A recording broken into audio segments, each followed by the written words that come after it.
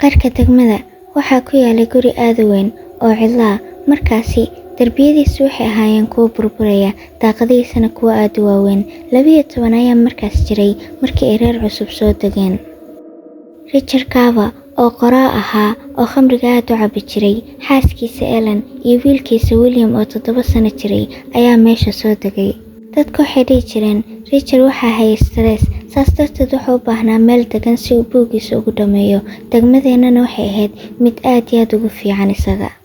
Anigii Tommy uma aanan degeli jirin. Habeenkii ayaan soo agmari jirnay anagoo baaskiilkeena wadana, iskuna xujeynayna inaan u dhowaano, balse waxaan ku mashquulsanayn inaan keenta ku ciyaarno. Laakiin xan ayaa dhex socotay degmada, kaasoo ah inuu gurigan lahaa waqti la soo dhaafay oo aad mugdi u ahaa.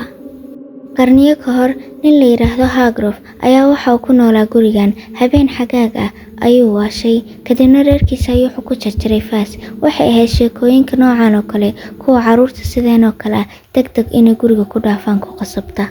Xagaagii waqti hore ayuu yimid sanadkan. Los Grotona caalamka inteeda kale way ka go'day. Richard wuxuu noqday sidii ruuxaantii oo kale, gurigana badanaa ma uusan ka soo bixi jirin xagaagaas.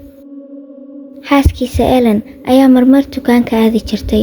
Markii la weydiiyay ninkeedana, waxay iyada farxad ka muuqato u sheegi jirtay in iyadii William uu dabka soo ag fariisin jiray, kadibna uu uga sheekayn jiray waxa cusub oo sheekadiisa uu ku soo daray. Sida muuqata xiise ayay lahayd. Dadka degmadana aad ayay u sugayeen markaasi inay akhriyaan buugga markii la dhameeyo.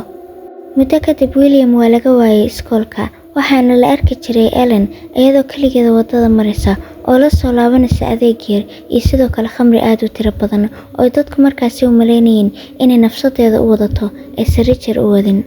January markii la gaaray, arrinta la yaab ayay sii noqotay. Anigii Tommy oo maalin ku ag ciyaarna guriga agtiisa ayaa waxaa maqalnay qayle ka yeeraysa oo aad u xun. Markaasina meesha ayaan ku qalanay anagoo is eegayna. Tommy oo ahaa fuduuli ayaa wuxuu rabay inuu soo eego, isagoo u maleynaya reerkii ruuxaan la kulmay inay yihiin. Markaasi waan u diiday, mana rabin meesha inaan ka ag dhawaado. Sheekooyinku way ka sii dareen. Islaantii Delaney ahaydoo guri u dhow ku nooleed ayaa waxay ku dhaaratay inay aragtay nalalka oo damdamaya, meeshana ay marmarayaan wax madow bilaadan u ekeen. Sidoo kalena ay maqashay Richard oo qaylinaya oo ku hadlay waxaan la fahmaynin, sidii inuu la murmayo oo kale wax aan markaasi bilaadan ahayn. Dadku waxay ku sheekaysanayeen inuu yahay ruuxaantii Hargrove oo markaasi guriga habaaran yahay, gabi ahaanna uu bedelo dadka. Habeenada ka mid ah, Tommy iyo aniga waxaa ku jirnay gurigii geedka. Markaasi dhaxan ayaa jirtay, bustayaal ayaan hubsanayn, shukulaato kulul ayaan cabaynay, sidoo kalena marshmallow ayaan karsanaynay. Tommy wuxuu ii sheegayay in dadku ay ku arkeen hooska ruuxaantii Hargrove gurigaas. Markaasi waxaan u sheegay inuu aamuso, balse waxaan dareemay dareen xun. Wax ayaan ka khaldanaa gurigaas, sidii inay hawadu ay ahayd mid qaraar oo kale. Kadib waxay dhacday February, waxaa la soo wacay Sheriff Tate, waxaana soo wacday islaantii Delaney. Iyadoo markaasi naxsan ayay u sheegtay inay maqashay qayladii hore, qayle aad uga daran. Isagii askari kale ayaa meesha aaday wayna ku gargaraaceen, laakiin markii laga furi waayay ayay xoog albaabkii u jabiyeen. Gudaha waxay ku arkeen, ilaa hadda markaan xasuusto waan xanuustaa. Waxay arkeen Richard oo markaasi aad u caatoobay, badayl wata, kadibna ku guraya hilibkii Ellen oo la jarjaray dabka gudihiisa. Gadaal ayaa waxaa lagu ogaaday inuu William marsiiyey isla sidaas. Waxa kaliya Richard dhahayna markii la xiray waxay ahayd ma rabin inaan sameeyo.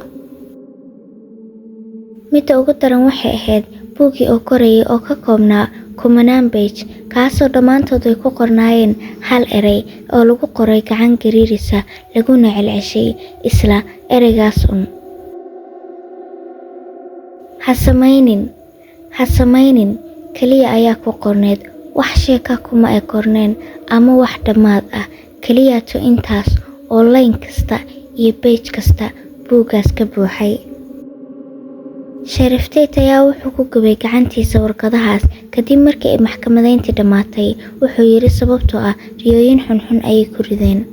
Tommy oo isla sidiisii ahaa ayaa waxa uu rabay inuu buuggaasi akhriyo. Ha samaynin ayuu ku celceshay. waxay u eg tahay sheeko aad u xiiso badan. Waxaan isweydiinayaa wuxuu u bixin lahaa. Waan eegay kadibna waan dhoola cadeeyay.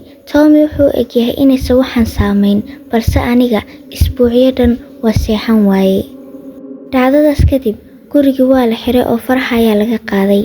Dadka qaar waxay sheegaan inay maqlayaan rooxaanta Rachel, kaasoo weli wax koraya, ama inuu yahay haagroftiisii, ama markaasi inuu yahay wax labadoodaba markaasi ka weyn oo guriga ku dhex jira.